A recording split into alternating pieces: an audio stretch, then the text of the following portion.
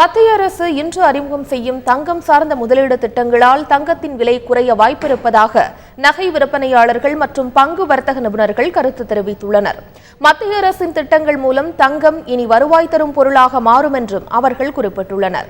அப்படி சும்மா இருக்கிற தங்கத்தை கொண்டு போய் நம்ம வங்கியில் கொடுத்தோம்னு சொன்னால் வங்கியில் அதனுடைய தரம் நிர்ணயம் செய்யப்பட்டு அது டெபாசிட்டாக பெறப்படும். அந்த டெபாசிட்டுக்கு 2.5% முதல் 4% உங்களுக்கு வட்டி கிடைக்கும். ஸோ அதாவது பார்த்தீங்கன்னா இதுக்கு முன்னெல்லாம் பார்த்தீங்கன்னா தங்கம் ஒரு முதலீட்டு பொருளாக கருதப்பட்டது. இனி வரும் காலங்களில் தங்கம் ஒரு வருவாய் தரக்கூடிய முதலீட்டு பொருளாக இது கருதப்படும்.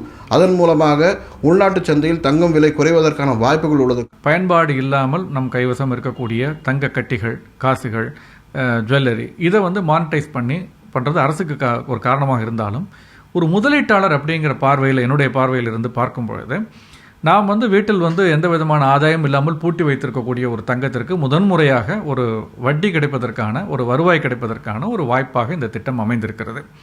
அடுத்த 5 ஆண்டு காலம், 3 ஆண்டு காலம் அல்லது 10 ஆண்டு காலத்துக்கு நமக்கு இந்த தங்கம் இப்பொழுது தேவைப்படவில்லை அப்படின்னா அதை விற்று நம்ம பணமாக்கலாம். ஆனால் அப்பொழுது விலை ஏறிட்டால் என்ன பண்ணுறதுங்கிற ஒரு பயம் நமக்கு இருக்கும். 10 ஆண்டு கழித்து இந்த தங்கத்தை திரும்ப வாங்க முடியுமா அப்படிங்கிற பயம் நமக்கு இருக்குது.